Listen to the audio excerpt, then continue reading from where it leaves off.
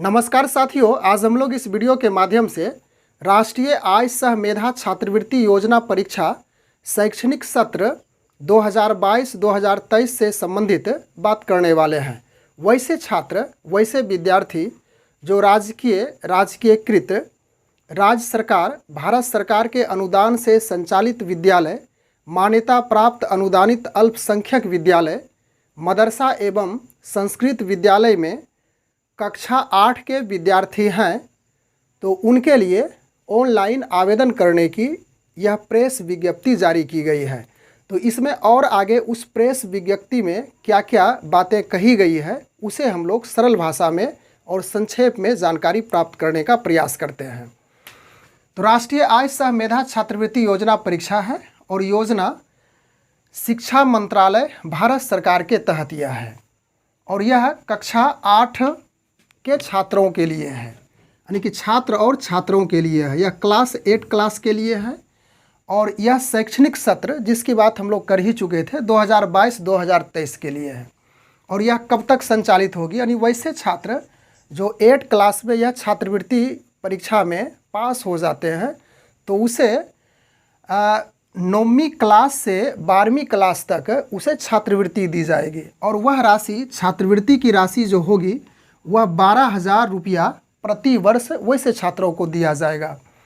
और इसमें योग्यता इस प्रकार से है कि जो 8 क्लास में इस छात्रवृत्ति योजना में ऑनलाइन आवेदन करेंगे तो उसके लिए अहर्ताएँ हैं कि वह 7वां में 55% के साथ वह परीक्षा उत्तीर्ण किया हुआ हो, यानी कि 55% अंकों के साथ वह 7th यानी कि 7वें वर्ग की परीक्षा पास किया हुआ हो।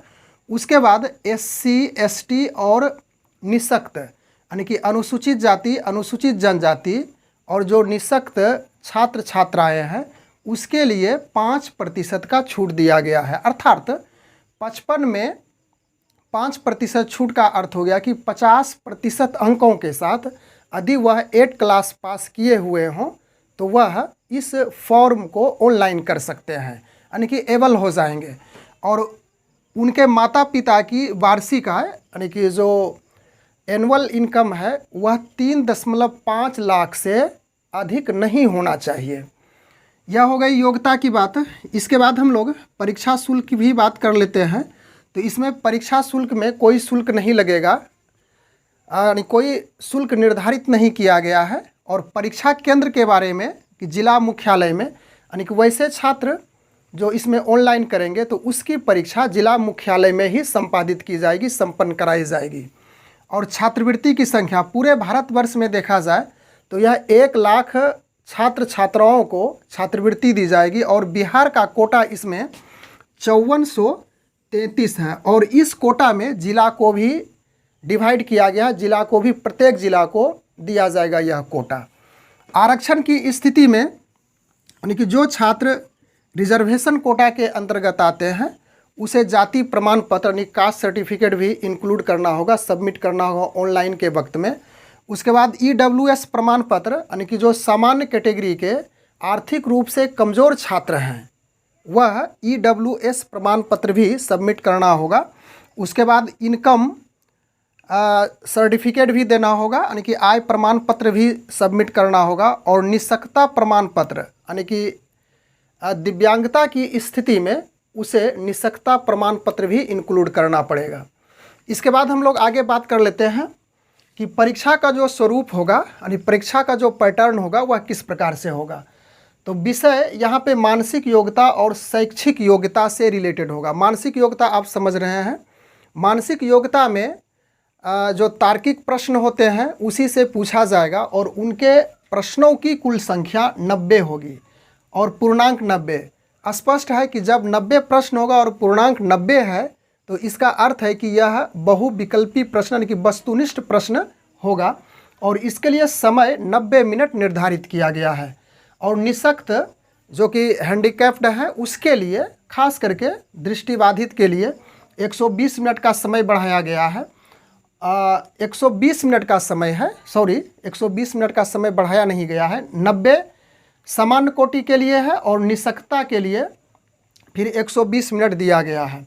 फिर शैक्षिक योग्यता में 90 प्रश्न होगा, उसी प्रकार से 90 अंक का होगा, सभी वस्तुनिष्ठ प्रश्न होगा और वह 8 क्लास के स्तर का होगा। और इसमें देखा जाना है कि मेधावी छात्र का ही चयन किया जाएगा। तो प्रश्न का किस प्रकार से पैटर्न होगा, कहाँ तक पूछा जाएगा, कैसा पूछा जाएगा, वह उसके मेधावी छात्र होने की इससे संसूचित होगा। समय भी निर्धारित है 90 मिनट और उसी प्रकार से शैक्षिक योग्यता के लिए जो समय दिया गया है निःशक्त के लिए वह 120 मिनट रखा गया है। और इस दोनों मानसिक योग्यता और शैक्षिक योग्यता की जो परीक्षा होगी 2 पालियों में संपादित की जाएगी।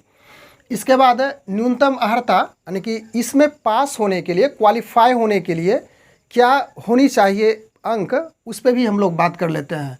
तो सामान्य वर्ग के लिए, सामान्य कोटि यानी जनरल कैटेगरी के लिए 40% निर्धारित किया गया है। तो 40% कहने का अर्थ हो गया कि 90 में 90 का यदि 40% आप निकालेंगे तो 36 अंक उस छात्र छात्राओं को प्राप्त करना होगा। और यदि वह SC ST और निःशक्त है तो उसके लिए 32% अंक लाना होगा। 32% का अर्थ इस प्रकार से समझ लें कि उसे 28.8 अंक, 90 में से 28.8 अंक लाना होगा। तो इसका 40% मतलब 36 अंक इसमें लाएंगे और इसमें 28.8 अंक लाना होगा। उसके बाद टाइम टेबल जो कि अहम चीज़ है, इसको समझ लेते हैं।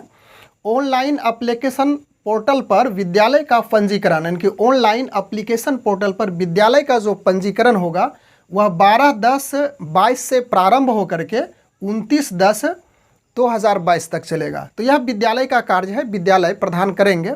उसके बाद आगे है पंजीकृत विद्यालय का SCERT पर सत्यापन। जब विद्यालय का पंजीकरण हो जाएगा, रजिस्ट्रेशन हो जाएगा, तो SCERT द्वारा उसका सत्यापन होगा और इसका सत्यापन की तिथि 12/10/2022 से प्रारंभ होकर के 31/10/2022 यानी कि इस तिथि में उसका सर्टिफिकेशन यानी वेरिफिकेशन हो जाएगा।